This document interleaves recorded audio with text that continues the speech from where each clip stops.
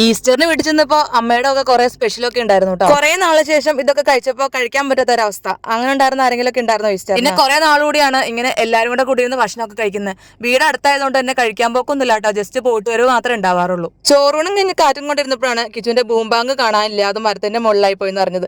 കിച്ചു വീട്ടിലോട്ട് പോകുന്നപ്പോഴും അത് എടുത്തോണ്ടാണ് പോകുന്നുണ്ടായിരുന്നത്. ഞങ്ങൾ രണ്ടുപേരും കുറെ നേരം അത് നോക്കിയിട്ട് കണ്ടില്ല കേട്ടോ, അത് മരത്തിന്റെ മുകളിൽ തന്നെ ഇരിക്കുമായിരുന്നു. പിന്നെ മരത്തെ പിടിച്ച് കുലുക്കിയപ്പോൾ താഴെ വീണു, എന്നിട്ട് ഞങ്ങൾ കണ്ടിട്ടുണ്ടായില്ല. പിന്നെ അമ്മ ഒന്ന് നോക്കിയപ്പോഴാണ് അത് കണ്ടു കിട്ടിയത്. ഇത്തവണ ഏതായാലും കിച്ചു എറിഞ്ഞപ്പോൾ ഏകദേശം ശരിയായിരുന്നു കേട്ടോ, പക്ഷെ അപ്പോഴത്തേക്ക് അത് മരത്തിൽ കയറിയിരുന്നു പോയി. കിച്ചു ഏകദേശം അത് പഠിച്ചു വരുവാണ്. പിന്നെ എതിലെ തിരിഞ്ഞാലും മരമുള്ളടത്ത് വെച്ച് അത് എറിഞ്ഞു കഴിഞ്ഞാൽ അത് മരത്തിൽ തങ്ങി നിൽക്കുമല്ലോ. അതിലും തിരിച്ചു കിട്ടിയപ്പോൾ തന്നെ അവൻ വീണ്ടും എറിഞ്ഞപ്പോഴും വീണ്ടും റബ്ബർ തോട്ടത്തിലോട്ട് പോയി. കിച്ചു പിന്നെ അത് എടുത്തും വെച്ച് വീണ്ടും എറിഞ്ഞു. അങ്ങനെ നടപ്പിന്റെ കളറും പച്ച, തോട്ടത്തിന്റെ കളറും പച്ച, അങ്ങനെയാണ്ട് കുറച്ച് പാടാട്ടാ കണ്ടുപിടിക്കാൻ. പക്ഷെ ആശാന അത് നോക്കി കണ്ടുപിടിച്ച് എടുത്തു. അവസാനം കഴിഞ്ഞിരുന്നപ്പോഴാണ് അമ്മ കുറച്ച് നാട്ടുമാങ്ങ കൊണ്ട് വന്ന് അതിൽ നിന്ന് ഓർമ്മ കഴിച്ചുകൊണ്ടിരുന്നു. ഈ കയ്യിൽ വീണത് ജസ്റ്റ് ഒന്ന് നക്കി നോക്കിയപ്പം അതിനാകപ്പാട് ഒരു ചീഞ്ഞ ചവ.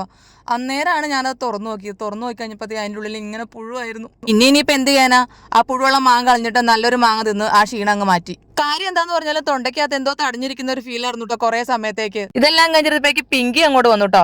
ഞങ്ങളെപ്പോ വന്നാലും അതൊന്നും വരും. അതിന് ഈ പിള്ളേരോടൊക്കെ ഭയങ്കര സ്നേഹമാണ്, പക്ഷെ പിള്ളേർക്ക് അതിനെ ഭയങ്കര പേടിയാണ്.